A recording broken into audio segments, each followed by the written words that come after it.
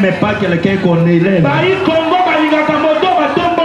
Quand Dieu élève quelqu'un, élevez-le.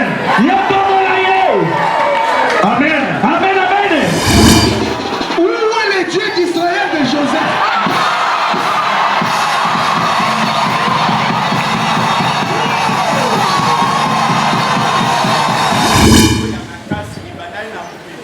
Mbula we beta kiwana ya makasi bandaki na mupepe.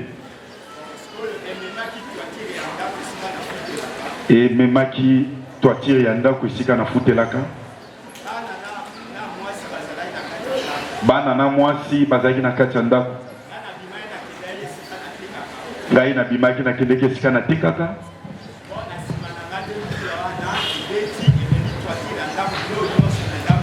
Na sima na ngane bulo ane beti ememi toiture nyonso biloko nyonso ya ndako ezalaki. Bon, mwana moko te azoka epete. Bon, après nalali boye namoni nzambe azolakisa nga afambula wana ebeta nzambe alakisaki nga mbula ezobeta mpe ememaki toiture ya ndako na nga. Bon, sikoyo namoni ndoto yango ekokisami nde naloba ete ifo na témoigner munene ya tata na biso nzambe ya tata na biso. Bon, ntango nazongi na ndako namoni mbula ememi toiture ya ndako eye na ndinga liboso boye. Bon, sikoyo nga moko natali somo nakobangi eye nabi nakosala ndeni nazwi escalier natie na mire nabandi komata malembe nga moko natie nazwi maboko mibale oyo bafulaki nga mopepu natie yango na toiture ya ndako nalobi où est le Dieu d'Israël na Joseph. Toiture ya ndako wana ezongi malamu ndenge ezalaki. Nakoti na ndako nazwi chaîne nakangi na libende ezalaki na kati ya ndako mpo moyen adeplace babiloko ezalaki kuna sino moyiba kwa kokota na ndako ayiba babiloko wana. Yango naye kotémoigner munene ya tata na biso.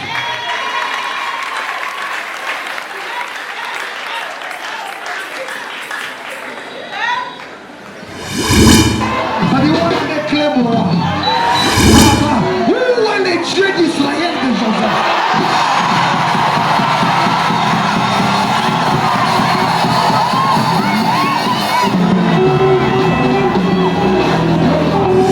Tondo ya ndaku ekendeki kasi asimbi kaka lobi wapi nzambe ezali pe ya Joseph.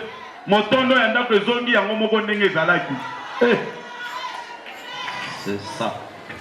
Tozana bosenga ya nzambe nde ya boyi. C'est là où nous partons. Nde esika tozokende. Parce que il vous avait dit qu'il est la foi de l'arc-en-ciel. Histoire, j'ai un parcours d'arc-en-ciel. Je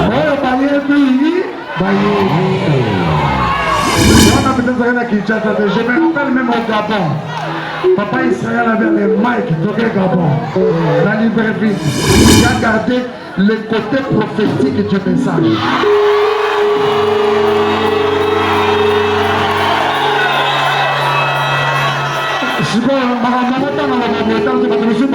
Mais c'est la vérité. Est-ce qu'on n'a pas avancé? Je peux continuer. Ce qui m'église et qu'on perdre la dimension prophétique, message qu'on perdre la dimension prophétique. Tout n'en pas la nuit. Tout n'en pas la nuit. Parce que t'attends un message. Le lion Mario Branham a dit prophète.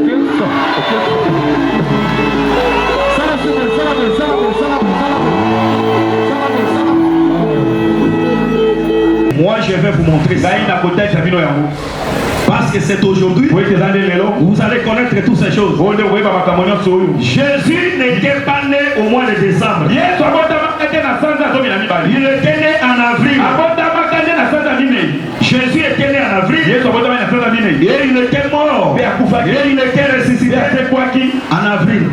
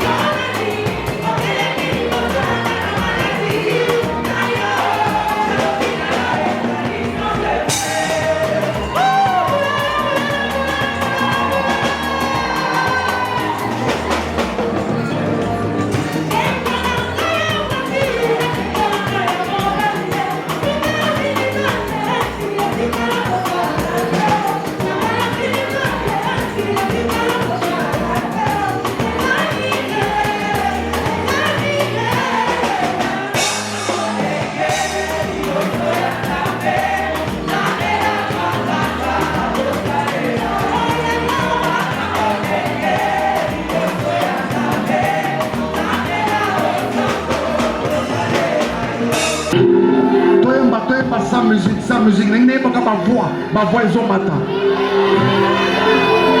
Topusani, liboso nayo, tomemi,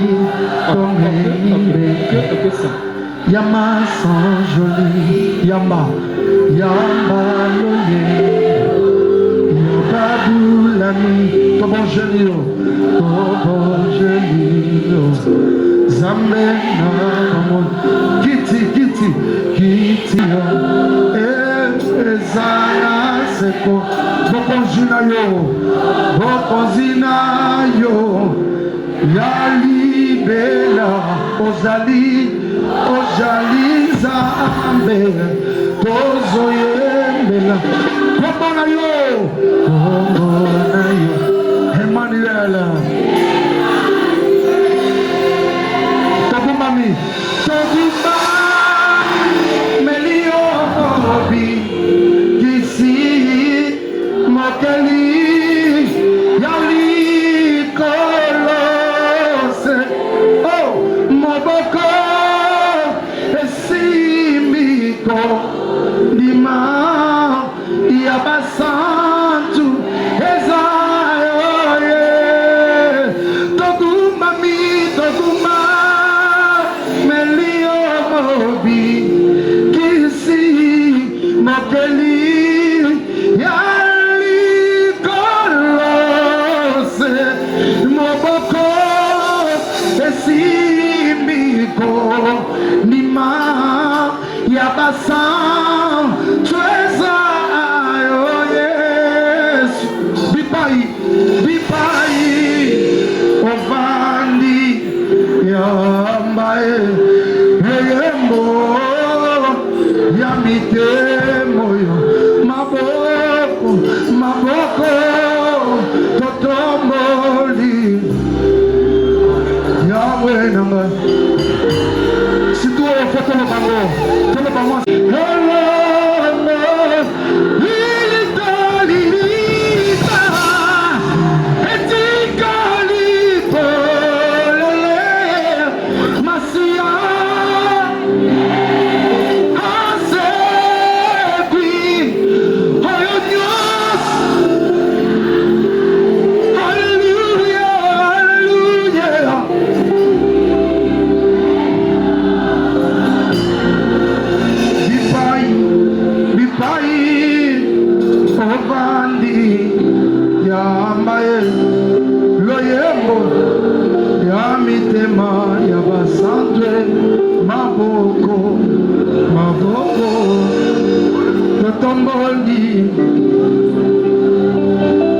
Ah Jésus.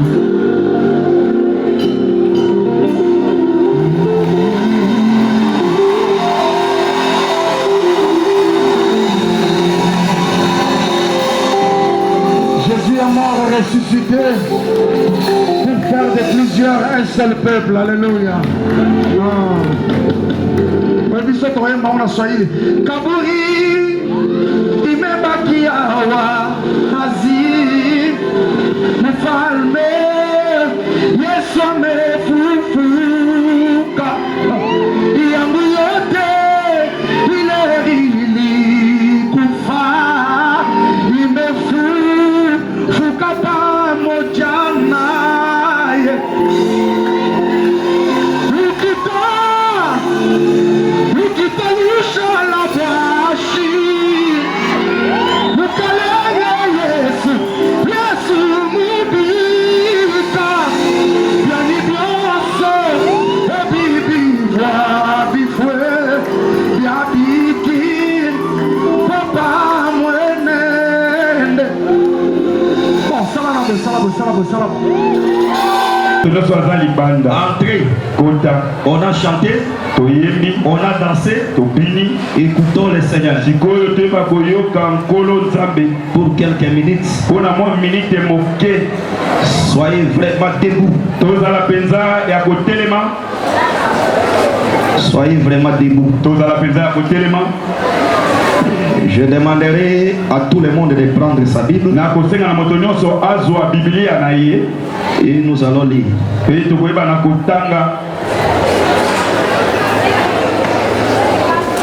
Zwa Biblia nayo. Oteba na kutanga. Est-ce que vous êtes debout? Bozala kotelema. Prenez votre Bible. Zwa Biblia nayo ndeko. Un chrétien sa Bible, Mokristo kozanga Biblia.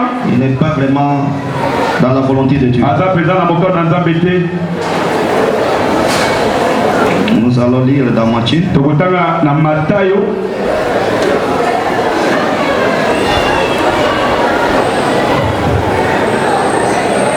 Nous lisons dans Matthieu chapitre 26. Tokotanga na Matayo mokapu ya ntuku mibale na motoba. Dans le verset 17. Na nzela ya kotanga zomi na sambo. Matthieu combien? Matthieu 26, 17. Le premier jour de pain sans levain, Mokolo ya liboso ya mapo ezaki fulu. les disciples s'adressèrent en Jésus Bayekoli balobelaki Yesu pour lui dire: mpona koyebisa ye où veux-tu que nous préparions les repas de la Pâque? yo olingi tolamba biloko to mpe bilei ya pasika wapi?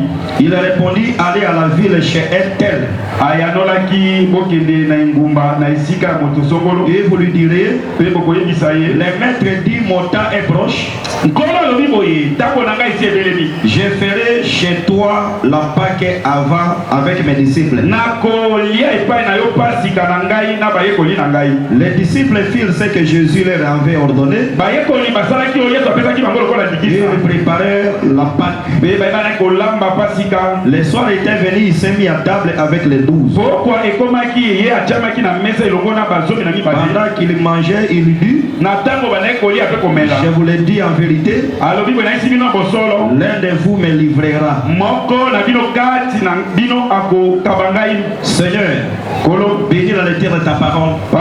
bakola litangi ya liwa na yo Que ta présence soit avec nous. ozalisa bino ezala na biso elongo. Nous chassons la distraction. tobengani kidiba Nous chassons la mauvaise vie. tobengani bomoi mabe Les attaques de Satan, bitumba ya satana des mots de la sorcellerie, bimo na kindo des mots de la magie, bimo na solo envoûtement. kolokama Dans le nom de Jésus, bima na kombo na ye que la colonne de feu ete likonzi na moso soit avec nous ezala na biso du elongo début jusqu'à la fin. ebandeli kino suka Au nom de Jésus. kombo na yesu Amen. amen amen. Sous l'acclamation. na se ya kobeta maboko makasi Toi qui es dehors rentré, yo oza libanda sika okota maintenant, sika oyo maintenant, sika oyo arc-en-ciel, monama le temps est venu. ngonga esi ebelemi Le temps est venu. ngonga esi ebelemi. Est-ce que vous avez votre rameau dans les mains? motuna ezali yo oza na lindalala na maboko Montrez-moi votre rameau. akisanga lindalala na yo Montrez votre rameau dans les mains. akisa lindalala na maboko Commencez même à agiter banda cela. koningisa lindalala na yo Commencez à agiter, criez fort. ekitangokala makasi Jésus. Le Christ est le signe de la victoire. koganga eza elembo ya elonga. Maintenant, sika oyo ouvrez les oreilles. bofungola matoi. Dieu, nzambe il existe. aza na bozalisami. Dieu existe. nzambe aza na bozalisami Et il peut même nous prouver qu'il est là. mpe ye akoki kondimisa biso ete azali awa. Vous savez une chose. oyebi eloko moko Aujourd'hui, vous allez connaître la différence lelo bokoyeba bokeseni entre l'arc-en-ciel et d'autres oyo églises. ezali katikati na monama na mangomba mosusu. Maintenant, sika oyo la Pâque, pasika c'est quoi? ezali nini? C'est la résurrection. ezali lisekwa. Je commence par la résurrection. na bandi nao na lisekwa. La résurrection, lisekwa c'est ramener ezali kozongisa quelque chose eloko moko ou quelqu'un qui est mort to mpe moto akufaki à la vie. kozongisa na bomoi. Or, pour ramener un mort, nzoka mpona kozongisa na bomoi mobwei il faut une puissance. ezekeli na nguya moko. Ça veut dire elikoloba la Pâque. pasika Ce n'est pas la littérature. ezali masolo Ce te n'est pas une prédication. ezali liteyaka ya pamba te C'est la démonstration de la puissance kasi de ezali Dieu kotalisama yango ya na nzambe pour démontrer mpona ce que Dieu est capable de faire. Ramener quelqu'un à la vie, il faut une puissance supérieure. Sans la puissance, tu ne peux pas fêtoyer la fête de Pâques. Il faut une puissance. Je vous dis ceci. La première chose, j'ai vu beaucoup de gens, les Galopins, avec des rameaux. Et aujourd'hui, ça devient une grande fête. Donc tout le monde est en train de fêter. Mais ils ne comprennent pas le but même de la Pâque. Moi je vais vous montrer ça. Parce que c'est aujourd'hui, vous allez connaître toutes ces choses. Jésus n'était pas né au mois de décembre. Il était né en avril. Jésus était né en avril. Et il était mort. Et il était ressuscité en avril. Qui peut dire la cela? Il est né en avril. Il est mort en avril. Et il est ressuscité. Il est ressuscité en avril. Et maintenant, nous avons aussi un prophète qui était né en avril. Son nom, c'est William Marion Branham. Quelqu'un peut dire un amen? Amen. Alors maintenant, regardez. La première chose, vous ne pouvez jamais parler de la Pâque et mettre la puissance de Dieu à côté.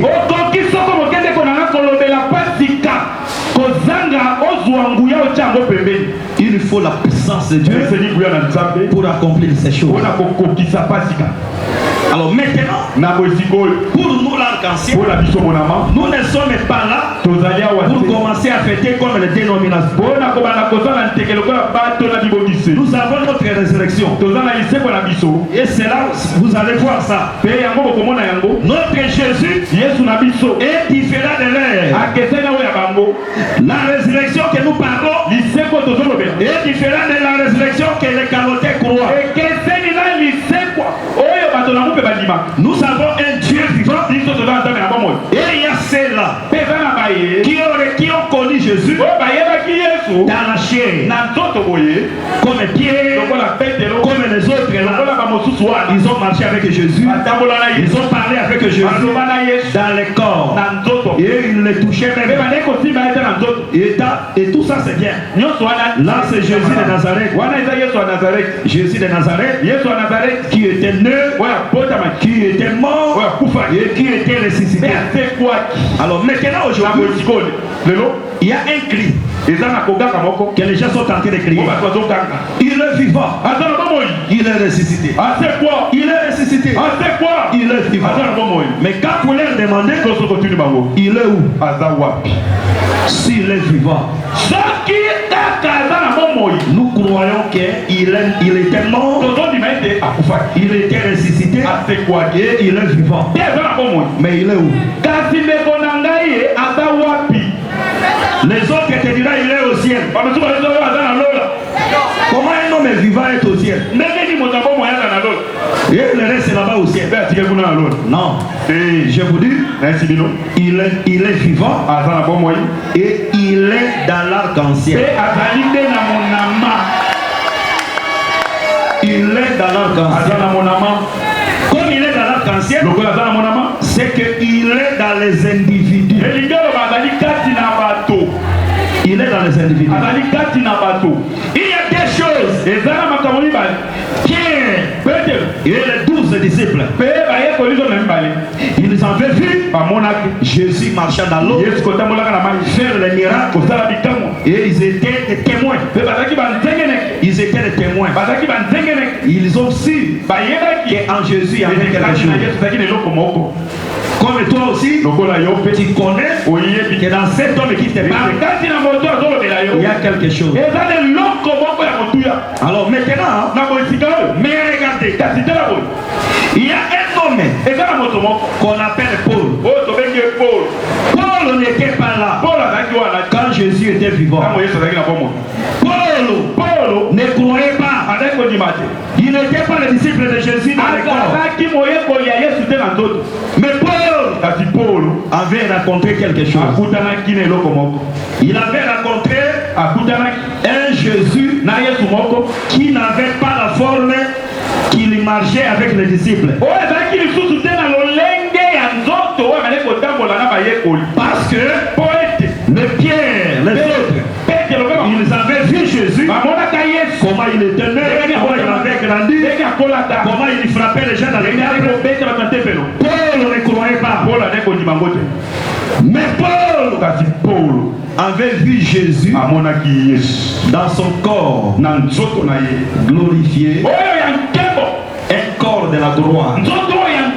C'est-à-dire, Paul, il a reconnu Jésus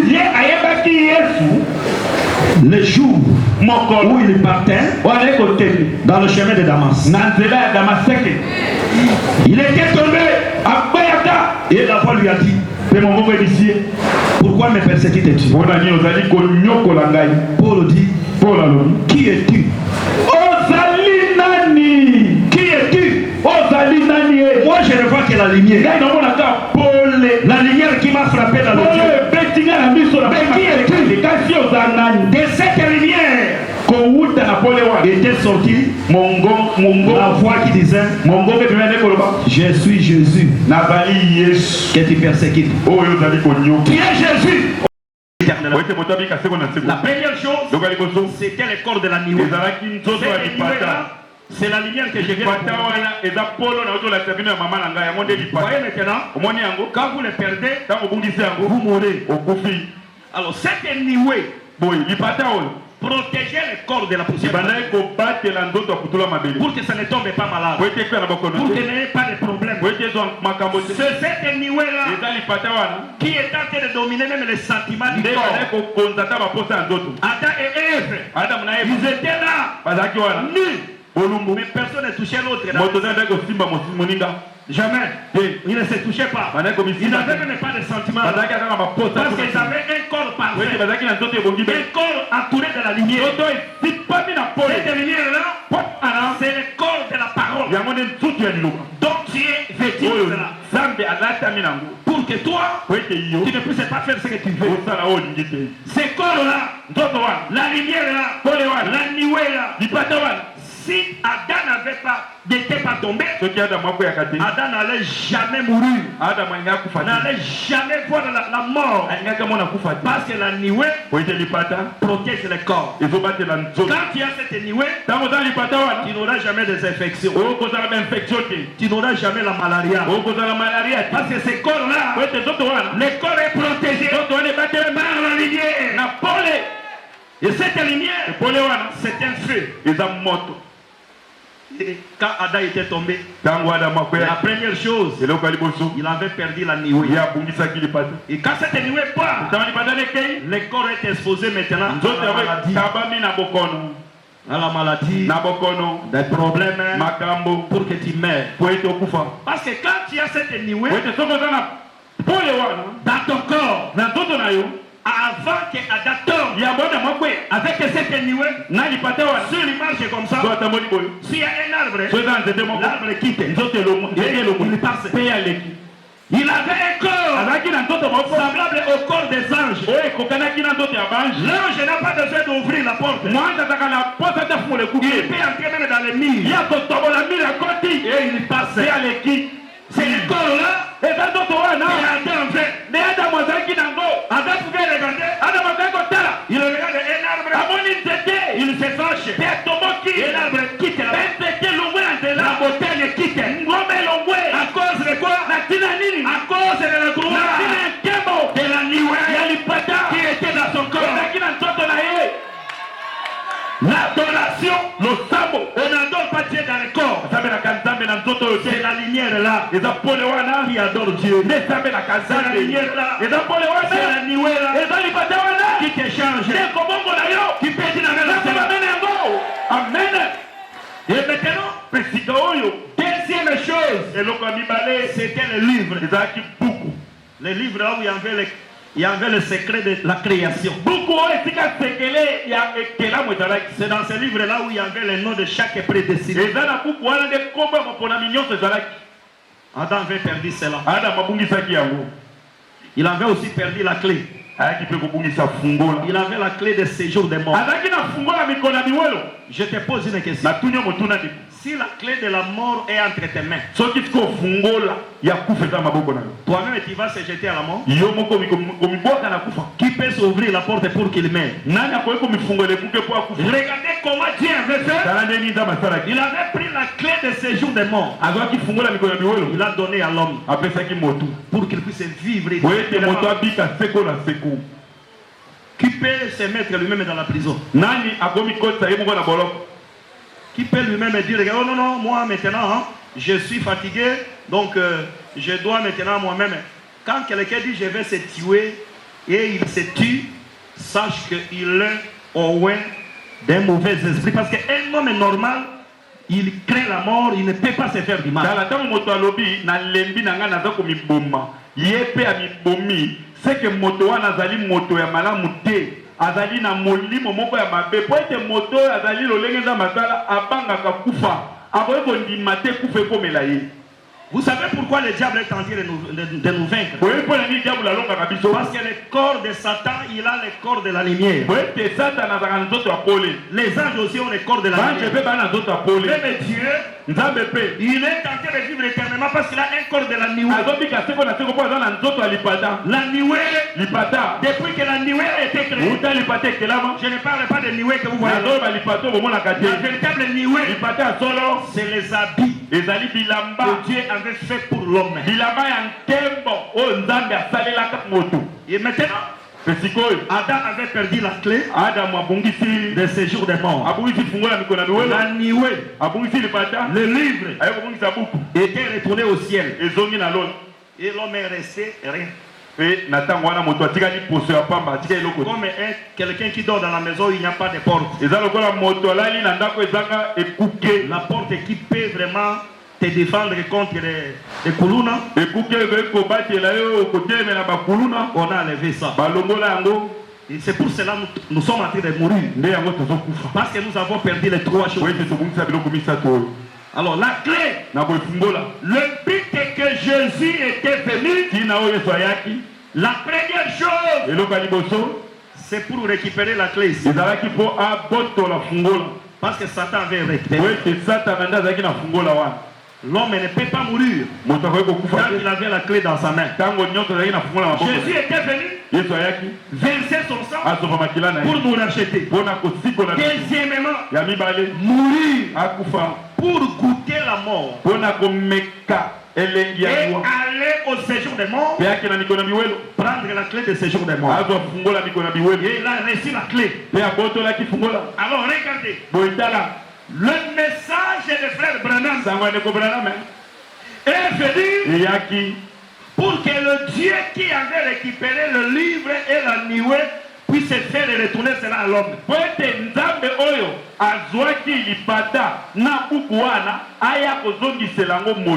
C'est le but du message. C'est pour récupérer le livre que Adam avait perdu. Et c'est le livre là qu'on appelle le livre de cette chose. C'est le livre de la rédemption. Et Dieu était venu dans une nuée. La nuée de 63 là, c'est la nuée qu'Adam avait perdue dans le jardin. Et Dieu est venu dans cette nuée. Il a donné à l'homme le livre. Il a donné à l'homme la nuée. Et maintenant, il est retourné avec la clé. La clé de séjour des morts. Une seule chose qui reste pour que Dieu nous puisse nous rendre cela, afin que la mort soit vécue, c'est la clé de séjour des morts. Il est allé avec ça au ciel. Et maintenant, après l'enlèvement, quand nous allons descendre dans le millénium, c'est cette clé ici que Dieu va utiliser pour ouvrir la Bible. libulu oyo mettre le diable oyo ya boloko ya diabolo et fermer. pe akanga yango Et il va donner la clé pe akopesa fungola à l'homme. epai na moto Et nous allons vivre 1000 ans. pe tokobika mbula nkoto mobimba Personne ne tombe malade, personne ne mourra. moto moko te abendaka moto moko te okufa Le millénium, c'est Dieu eza nzambe qui va remettre encore la clé de la vie oyo akoya kozwakisa esu fungola bomoi et la clé de séjour des morts na fungola mikolo ya entre les mikolo mains de l'homme. na maboko ya moto Satan lui-même sera satana fermé ye moko akokangama pendant 1000 ans. mbula nkoto mobimba Et maintenant, mpe sikoyo qui sont les gens qui seront dans le millénium? baye nini bakozala na mileniome Ce n'est pas n'importe quel chrétien. eza mokristo nyonso te ndeko Il faut quelqu'un esengeli moto qui était allé dans l'enlèvement. oyo akendaki na konetolama C'est celui-là ye wana qui va descendre ye akokita dans le millénium. kuna na mileniome Tout celui qui était mort en Christ, moto nyonso akufai kati na kristo il sera ressuscité. bakosekwa Et nous irons au ciel. mpe tokenda lola Et on fera là-bas 3 ans et mpe demi. tokosala mbula misato na ndambo Et nous allons descendre. mpe tokoyeba na kokita Quand nous descendons, ntango tokokita c'est pour faire 1000 ans. eza mpona kosala mbula nkoto mobimba À ce moment-là, na ntango wana la mort sera vaincue. kufe kolongama yo obendi likebe yango na mbula Pendant que moi je parle, na ntango nga na oloba il y a les grands tonnerres. eza na teke monene Les grondeurs. ezali kongoloma Le Saint-Esprit molimo santo en vous, kati na bino c'est la vie éternelle. eza bomoi na teko Mais maintenant, kasi sikoyo c'est la vie éternelle. eza bomoi na teko Mais ce n'est pas dans sa totalité. kasi eza na mobimba nango te Un homme qui a le Saint-Esprit, moto aza molimo santo il a une portion aza na eteni du salut. ya lobiko Or que pour vaincre la mort, soka mpona kolonga kufa il faut avoir la plénitude eteni oza na litondi de la divinité. litondi na bonzambe Oh! nzoka La plénitude de la divinité litondi na bonzambe n'était pas descendue ekitaka te au temps de Paul, na ntango ya polo au temps d'Irénée. na ntango ya irene Jamais. te La plénitude. Nakende wapi, nakimo wapi, nasoki nanisiba bisikongo. Nanimisa mapambano, nazali Yesu, Yesu mokei. Nanimisa mapambano, nazali Yesu, Yesu mokei. Nanimisa mapambano, nazali Yesu, Yesu mokei. Nanimisa mapambano, nazali, nanimisa